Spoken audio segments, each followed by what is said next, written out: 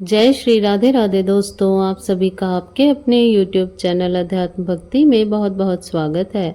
आइए आज आप सब सुनेंगे वैशाख मास महात्म्य के 5वें अध्याय की कथा। तो बोलिए प्रेम से भगवान विष्णु की जय, माता लक्ष्मी की जय, सर्व देवी देवताओं की जय। नारद जी कहने लगे, हे राजन, वैशाख मास सब धर्मों, सब प्रकार के तपों, सब महीनों और सब दानों में सबसे अधिक महत्वपूर्ण क्यों है? सो हे महाप्रज्ञ, अब मैं आपके सामने कहता हूँ, तुम ध्यान पूर्वक सुनो।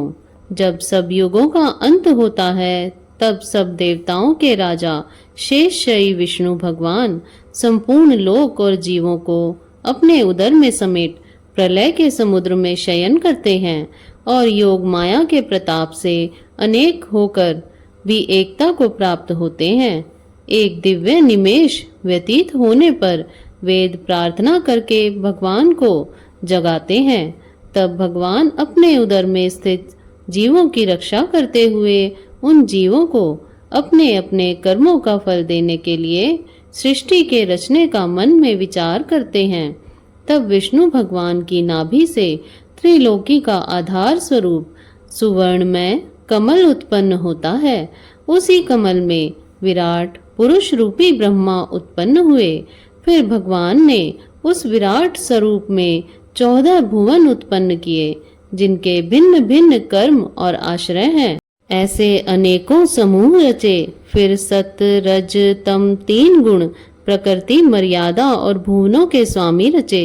तत्पश्चात वर्णाश्रम के विभाग कर धर्म की कल्पना करते हुए चारों वेद, तंत्र, स्मृति, पुराण तथा इतिहास रचकर धर्म की रक्षा के निमित्त इनके प्रवर्तक ऋषि प्रकट किए। इन ऋषियों ने अलग अलग वर्णों के अलग अलग धर्म प्रवर्त किए, जिन पर सब प्रजा श्रद्धा करने लगी। प्रजा अपने अपने आश्रमोचित धर्मों में लगी हुई है या नहीं, यह देखने के लिए साक्षात अविनाशी सर्वंतर्यामी भगवान चिंता करने लगे। यह वर्षा काल मैंने निर्माण की, इसमें सब प्रजा कीचड़ आदि में फंस दुखी हो रही है और वह संपूर्ण धर्मों को नहीं कर पाती है। उन लोगों को ऐसे देखकर मुझे क्रोध उत्पन्न होता है, मन में संतोष भी नहीं पाता है। और सत्य बात तो यह है कि मैं जिन्हें देखूं वो दुखी नहीं रह सकते। यह धर्म रहित है, अतः इनकी ओर नहीं देखता हूँ। और इसी प्रकार शरद ऋतु में भी खेती में लगे रहने के कारण यथोचित धर्मों की पूर्ति नहीं हो सकती है। इस समय कोई पके फलों को संचयन में लगे हैं और कुछ तो वर्षा से पीड़ित हैं। हे राजन, कुछ ठंडक से दुखी हैं। उन्हें देखकर मेरे मन में क्रोध ही होता है। इस विपरीत दशा को देखकर मुझे संतोष नहीं होता। हेमंत ऋतु में सर्दी के मारे कोई प्रातः काल नहीं उठता। सूर्य उदय से पहले न उठते हुए देख मुझे क्रोध उत्पन्न होता है।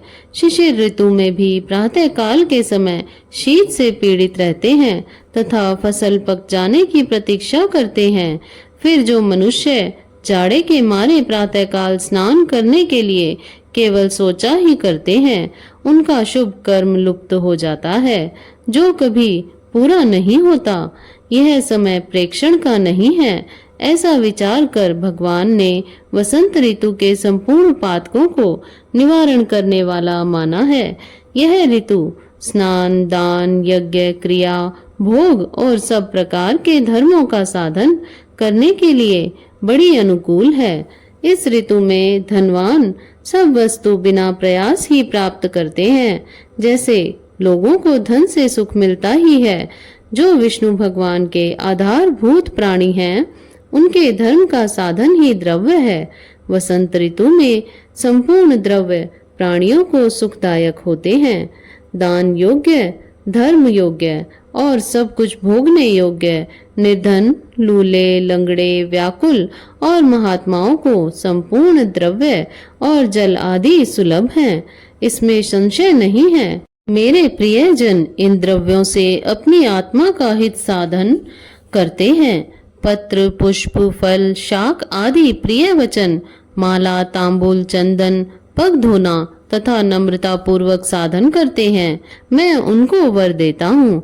ऐसा कहते हुए विष्णु भगवान लक्ष्मी जी सहित चारों ओर वनों को देखने चले, जिनमें अनेक प्रकार के फूल खिल रहे हैं, जिनमें हष्ट पुष्ट प्राणी रहते हैं और मतवाले भ्रमर और पक्षी विचर रहे हैं। ग्रामवासियों के बहुमूल्य आश्रमों के आंगन, उद्यान स्थल लक्ष्मी जी को दिखाने लगे। उनकी देवता मुनीश्वर, सिद्ध चरण, गंधर्व, किन्नर, नाग, राक्षस सब स्तुति करते हैं। वर्णाश्रम वासियों के घरों में जाकर मीन की संक्रांति तक लक्ष्मी और सब देवताओं और मूर्तियों सहित भगवान रह करके लोगों के कर्मों का निरीक्षण करते हैं।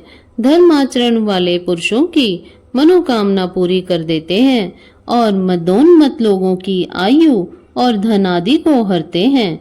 जो वैशाख में भगवान की पूजा करते हैं तथा उनके चल मूर्ति रूप साधु महात्माओं की सेवा करते हैं तथा अन्य महीनों में नहीं करते, उनके अपराध को भगवान क्षमा कर देते हैं।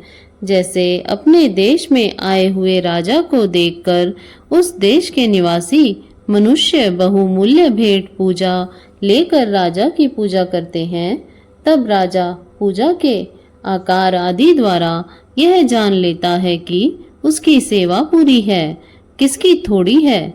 उचित पूजा होने पर प्रसन्न होकर निश्चय ही उसे मनवांछित फल देता है और जिसकी पूजा सेवा ठीक नहीं उन्हें दंड देता है। ऐसे ही विष्णु भगवान वैशाख मास में जो अच्छी रीति से पूजा करते हैं उन्हें मनोवांछित फल देते हैं और जो नहीं करते हैं उनके धन आदि को हर लेते हैं। धर्म के रक्षक देवादिदेव सारंधर विष्णु भगवान इस मास में प्राणी की परीक्षा करते हैं, इसलिए यह महीना सबसे उत्तम मास है। इस प्रकार से स्कंद पुराणीय वैशाख महात्म्य में नारद एवं अम्बरीश के संवाद में वैशाख मास श्रेष्ठ तत्व निरूपण नामक 5वां अध्याय पूर्ण हुआ। तो बोलिए प्रेम से भगवान विष्णु की जय, माता लक्ष्मी की जय, सर्व देवी देवताओं की जय। इस प्रकार से ज्ञानवर्धक जानकारियां प्राप्त करते रहने के लिए, व्रत पूजा आदि के बारे में जानने के लिए तथा कथा को श्रवण करने के लिए यदि आप चैनल पर पहली बार आए हैं तो चैनल को सब्सक्राइब कर लें, ताकि आने वाली वीडियो की नोटिफिकेशन आपको समय से मिलती रहे। वीडियो को लाइक करें, शेयर करें। सुखी रहे, स्वस्थ रहे। जय श्री राधे राधे। धन्यवाद।